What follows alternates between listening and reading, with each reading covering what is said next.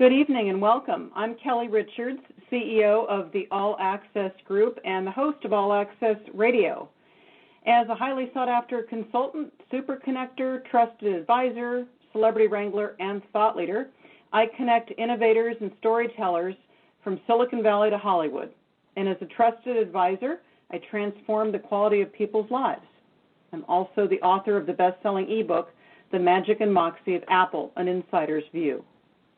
Tonight's guest on the show is Guy Kawasaki, a longtime Apple alum of mine. Guy is the chief evangelist of Canva, an online graphic design tool. He's also on the board of trustees of the Wikimedia Foundation, a brand ambassador for Mercedes-Benz USA, and an executive fellow of the Haas School of Business at UC Berkeley. Of course, he was also the chief evangelist at Apple. And he's also the author of Art of the Start 2.0, The Art of Social Media, Enchantment, and 9 other books. I believe they're all bestsellers. Guy has a BA from Stanford and an MBA from UCLA, as well as an honorary doctorate from Babson College. Welcome to the show, Guy. Thank you. Thank you for having me on. It's so great to have you. I very much appreciate your time. I realize how precious it is. And I guess I want to start by asking a question I typically start all my shows with, which is, you know, having a trusted advisor is so important. I'm sure you'll agree. And I wonder who some of your advisors and mentors have been along the way, and of course, whether you've mentored others. I've had 3. The first was in the jewelry business, a guy named Marty Groover. Then I had one at Apple. His name was Albert Eisenstadt. And the third one was Marilyn Delbourg-Delphis. So from the first one, Marty, I learned sales. From the second one, I learned how to navigate Apple from Al. And the third one, Marilyn, I learned to be a writer. Boy. And the second half of your question was, have I ever been a mentor? And the answer to that is honestly no. I am not a good mentor because, frankly, I just don't have the patience and the kind of good, supportive bedside manner. Well, that's it's fair, just not Guy. my thing. That's fair, although I would argue that you've indirectly mentored many just by sharing with the generosity that you've exhibited in sharing your wisdom over the years and your insights. Well, you know, you could make that case. I hope people buy that case, but you know, the concept that Guy is going to meet with you once a month for 2 or 3 hours, don't hold your breath. No, I follow that.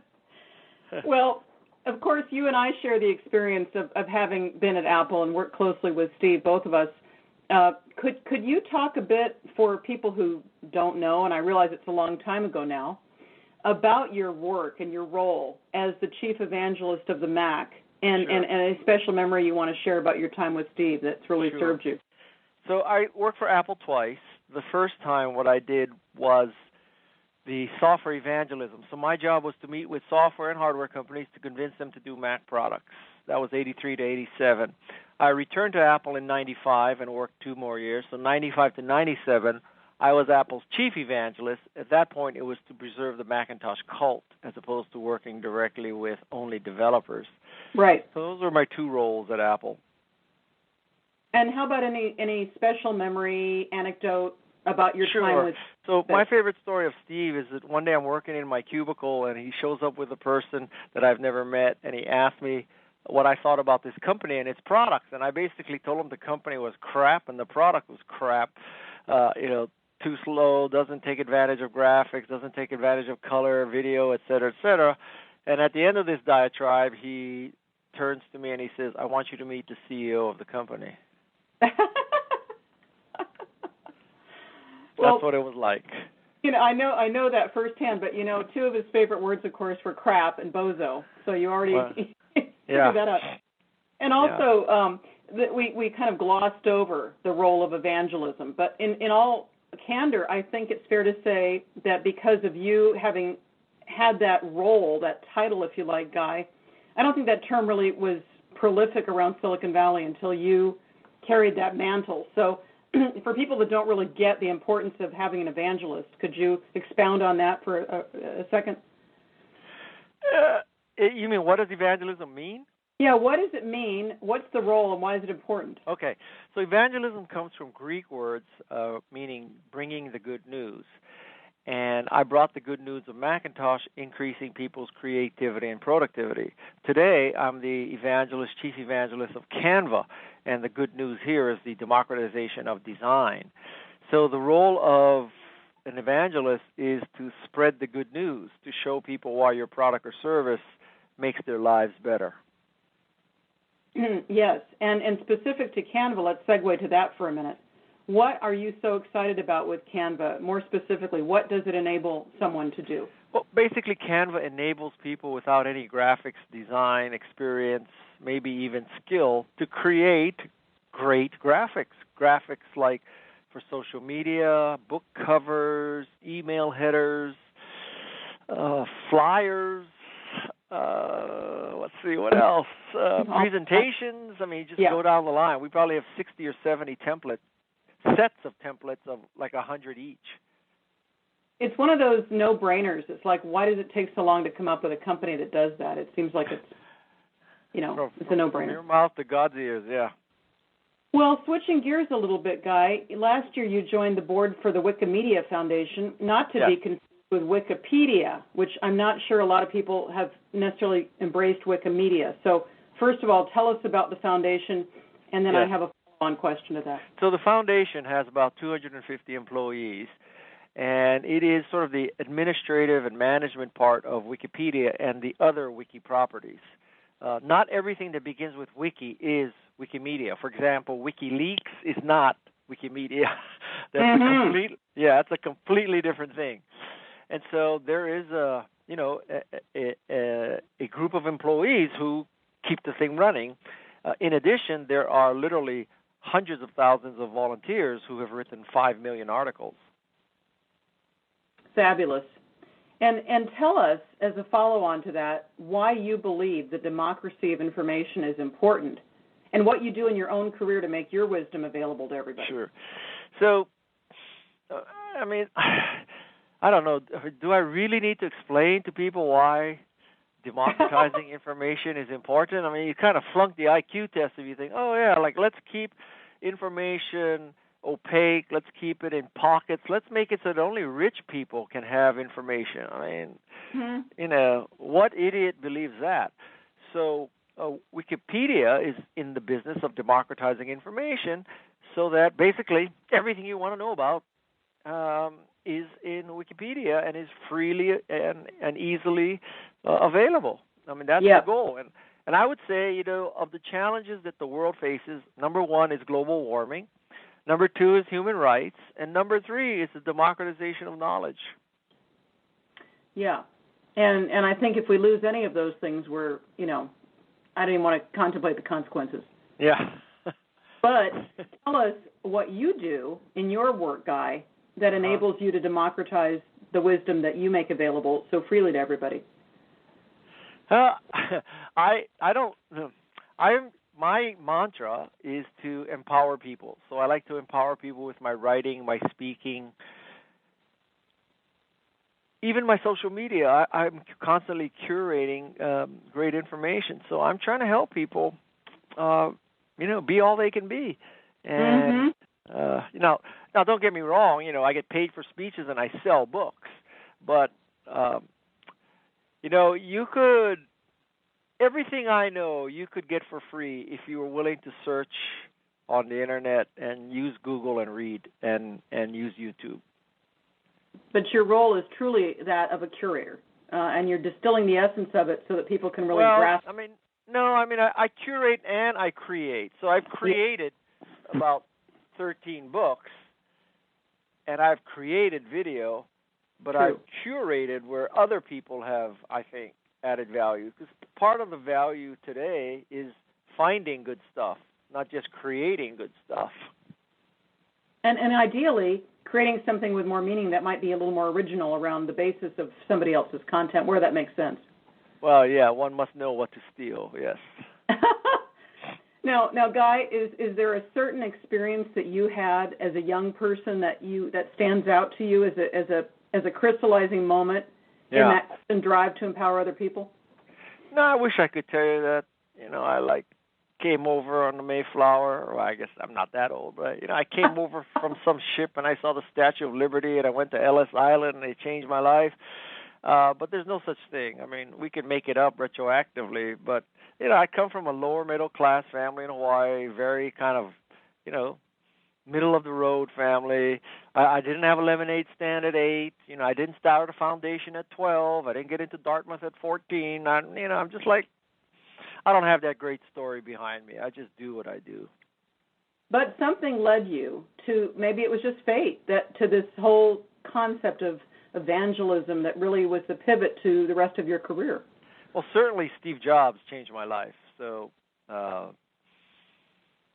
with the introduction and creation of Macintosh, it was not only a great computer, it also showed me a way, and the way was evangelism. Do you think it was like Forrest Gump, where you just kind of were lucky enough to trip over Steve and fall into that role? Yes. Honestly, yes. Oh. That was luck. And then what led you to write this fabulous string of books that have really been, they're just so pivotal to the business culture of anybody in innovation and entrepreneurialism? Well, as an author, you get to ask this question often, and many authors have very good answers about how they felt a moral obligation to spread knowledge, to increase literacy, to change the world, et cetera, et cetera. I will tell you, the other factor is royalty. Royalty, yes, royalty. Yep, and they've done pretty well by you. An honest author will tell you royalty is a motivating force. Yeah, and of course that led to speaking as well, and yes. You do a lot of it. I speak 75 times a year, all over the world. Almost as much as Metallica in terms of your often you're as on much the road. As who? Metallica. Oh. How many shows they play a year. You're on the road a lot. I am on the road a lot, but, I can recall you speaking last year at an event I was lucky enough to attend at Women in Consulting, yep. And you were flying out that evening to New Zealand to go speak over there. Yep. And it was in Mountain View at that, right next to the lake there, right? Michael's. Yeah, exactly. Well, of all the books, Guy, and there have been, as we say, so many, one of my favorites truly is Enchantment. And of course, I love the title as well. Could you tell us a personal story behind one of the key lessons from that book in particular that people should really pay attention to? Sure. So Enchantment is, if you will, sort of my attempt at emulating Dale Carnegie 70 years later. So it is about influence and persuasion. Dale Carnegie didn't have sales through media when he was around. So I think that the three keys to Enchantment are that you're likable, that you're trustworthy, and that you're competent. And if you get those three, everything else is easy. So my favorite story about likability is I met Richard Branson, and he asked me if I flew on Virgin. I told him no, so he got down on his knees and started polishing my shoes with his jacket. So that's likability.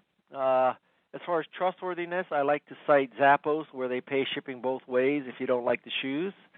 And competence, I would say it's Apple. They make deep, intelligent, complete, elegant, and empowering products. Very true. So if you have the competence of Apple, the likability of Richard Branson, and the trustworthiness of Zappos, you pretty much are going to be enchanting. I would think so, yeah. And of course, your most recent book is Art of the Start 2.0, a refresh from the original Art of the Start, in which you claim that business plans are no longer necessary. Yes. And I wonder, what is necessary? What are the components necessary to start a successful business, in your opinion? Well, hard work and luck, but I don't think that's what you're asking. I think the start is a great prototype. The reason that companies exist is not to create a great pitch, plan, or forecast. It is to create a great product that in turn creates customers. And this sounds like a duhism, but I'm telling you, like many entrepreneurs, they think that the pitch is the goal of the company, or raising money is the goal. It's not at all. I mean, that's a necessary evil, if you will, but that's not when you should declare success. Well, wouldn't you also say things like passion, perseverance, something that's unique in the marketplace, and a great team are key elements? I mean, no, I'm not going to argue against those, but to me, not that you could separate these factors, but if you said to me, Guy, you could have a great team, you could have a great product, or you could have a great market, pick one, I would. Yeah, and you and I see a lot in Silicon Valley in terms of potential disruption and innovation, and we're always looking for the four-leaf clover. Yeah. But there are some. There are some that knock it out of the park, and others that maybe just below the surface, and they're just missing one key factor that would knock them over the top. And those are so rare. Yeah, and yet, we live in the middle of the clover field, such as it is. Yes, yes. Now, I want to shift gears and talk a bit about social media, because I know this is a huge part of your life, and it has been for the last several years. And you seem to have a stance that social media has replaced PR and advertising as the new form of promotion in many cases. How would you counter the claims of others that Facebook and Twitter could be a waste of time for entrepreneurs? If an entrepreneur, I guess it depends on what kind of entrepreneur, right? So if you're starting an airplane company, you probably aren't going to tweet so that people buy your airplane. If you're starting the cure for cancer, you're probably not going to tweet and say, okay, I've cured breast cancer, come on down, click here and get a sample, because the FDA will prevent you. But for small business and entrepreneurs, other than maybe total B2B or total biotech, social media is the best thing ever happened to them. It makes marketing fast, free, and ubiquitous. I mean, what is not to like? I don't understand. So if an entrepreneur says that they don't get social media at this point, I think that's kind of an IQ test at this point. Yeah, and probably a death knell in a certain sense. I mean, I know people that say small business owners and entrepreneurs shouldn't waste their time on social media, and I don't know what to say. Do what? Yeah, I mean, they certainly can't afford expensive PR firms. Right. So how are they going to get the word out about what they're doing if they don't do social media? But, I have no idea. But ask them that question. Preaching to the choir. But there are many social media channels. So if you're a small startup and you need to get the word out, what are your favorite couple of channels that make sense for virtually every startup entrepreneur? If I had to pick one, I would start with Facebook, because Facebook has this fantastic ability to truly segregate a market, right? You could truly say, I want only people living in America who are male, who are such and such age, this kind of thing. I don't know how you could do that with any other platform, literally. Mm-hmm. And be as effective and reach as broad of an audience in real time. Yeah. Yeah, what am I missing? I mean, it just boggles my mind if people say that they don't want to use social media. Like, it's kind of like saying they don't want to use social media is like a company saying 15 years ago, I don't need a website. Amazon needs a website. They need to sell DVDs and books.